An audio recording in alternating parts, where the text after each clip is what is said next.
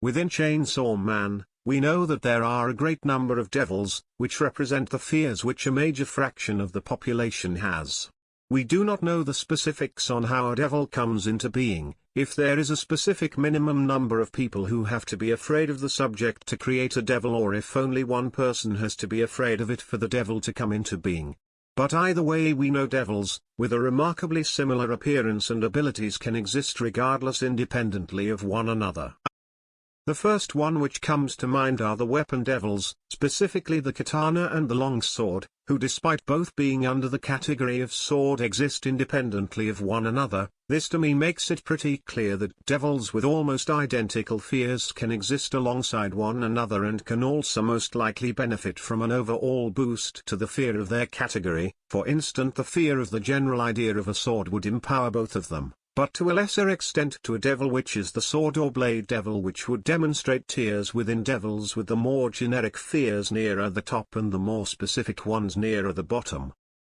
Another example would be bomb and a devil which has already been erased, this devil being the one which represents nuclear weaponry or the atom bomb. Both of them presumably existed at one point, yet both represent the fear of bombing, of death by explosions, and yet they existed independent of one another before Chainsaw erased Atom. This fact alone demonstrates that devils with almost identical devils can exist provided one or both have a narrower definition of said fear. Of course, you would assume that at the time bomb was significantly more powerful, having the aspect of nuclear bombing wrapped up in its portfolio, while atom could be considered as an offshoot, a splinter fear which became its own devil.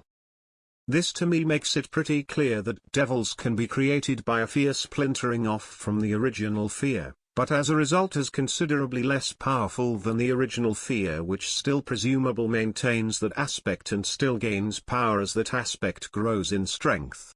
Of course, with bomb and atom being the clearest example of this, unfortunately with atom being erased we cannot gain any further insight to this. However, we can make an educated guess that with atom gone, bomb retroactively became significantly weaker as one of its aspects was erased.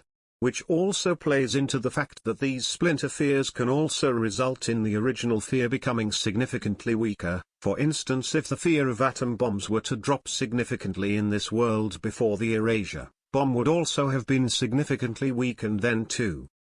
Another interesting concept to consider is that we know a devil once existed embodying the fear of devil-human hybrids in their entirety, but they were erased by Chainsaw, yet the splinter fears like crossbow and whip continued to either exist or be possible to come into creation despite the very existence of that being ripped from the tapestry of fate. So this brings up the idea that devils on higher tier in terms of fear spread don't directly affect the fear which are below them. So if the fear of the original hybrid devil was to drop, the splinter fears wouldn't be directly affected, presumable in the same manner as they weren't directly affected by its erasure.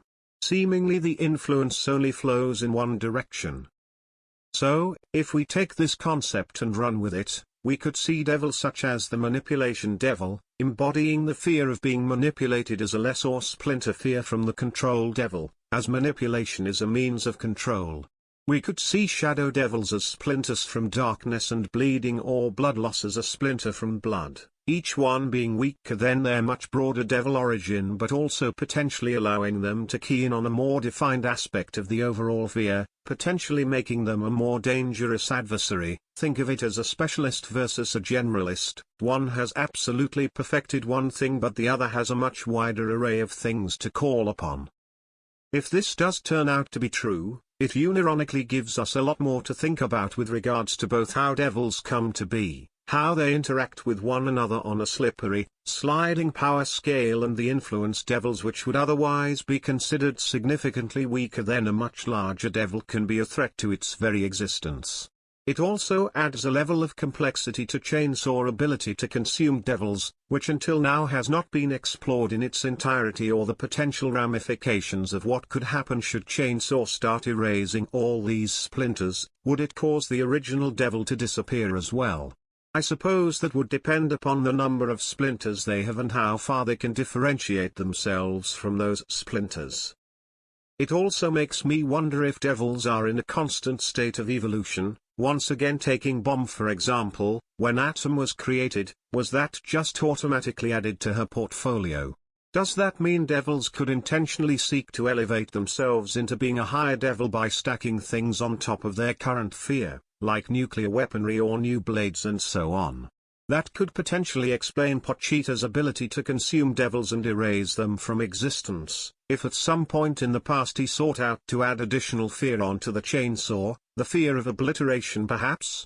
But right now, I feel like I am going too far into speculation territory for something we have so little evidence for. I would like to thank a commenter on my Chainsaw Man Primal Devils Theory video by the name of Usagi. And well, I've been the anonymous weeb, and this has been my video on the possibility of devil tears. If you enjoyed it, feel free to like the video. If you want to keep up to date when I upload a video, then subscribe and hit the bell icon. If you have your own thoughts, please leave a comment down below.